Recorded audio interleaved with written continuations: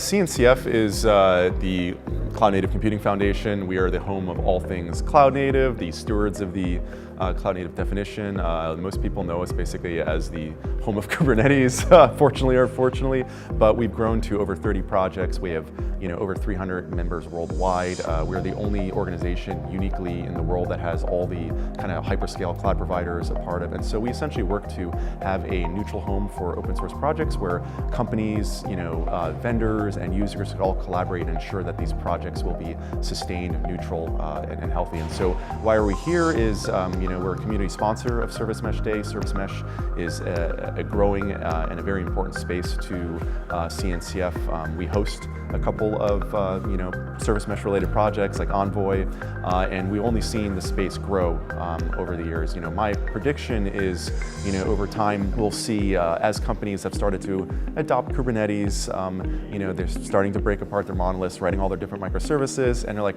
all right, I need to start being able to observe things at a different level, and that's kind of where service meshes are entering in a lot of at least conversations I have with our end user members. The role CNCF plays, for the most part, is mostly, we're not a king-making organization. Like I said, we're a neutral host. We have projects that sometimes are collaborative, sometimes compete. We don't care. Our main role is education and support. So like for Kubernetes, for example, we've done certification exams. We have a free edX course on how to use Kubernetes.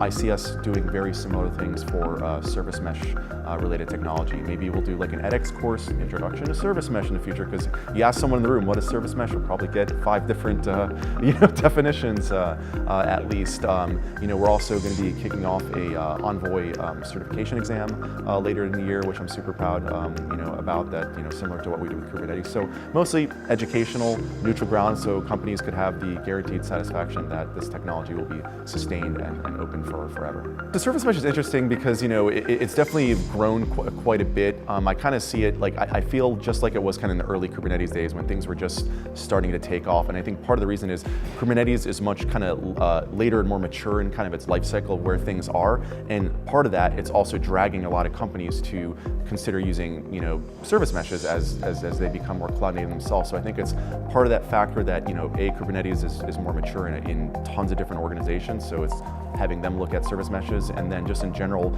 I think we're in a unique period in the industry that a lot of companies are basically just revisiting their whole architecture and how they work. And so, service mesh could also be applied to kind of more legacy environments and for companies that are not cloud native. So you've got kind of this combination of companies re-envisioning their architecture, and then you have all the other people that are essentially, on Kubernetes and growing their infrastructure and trying to figure out how to, observe things and all that stuff. So that's how service mesh is kind of coming into play and growing, in my opinion. We're just excited to be here. It's a great, it's a beautiful venue, and it's always funny when communities do their first kind of event. It's like you get everyone in the same room, everyone's kind of learning about things. I remember the first KubeCon, it was just like very small, basically similar type size crowd to this, and it's incredible how fast things grow over time. So it's all about getting the right people in the room working towards a common goal and mission.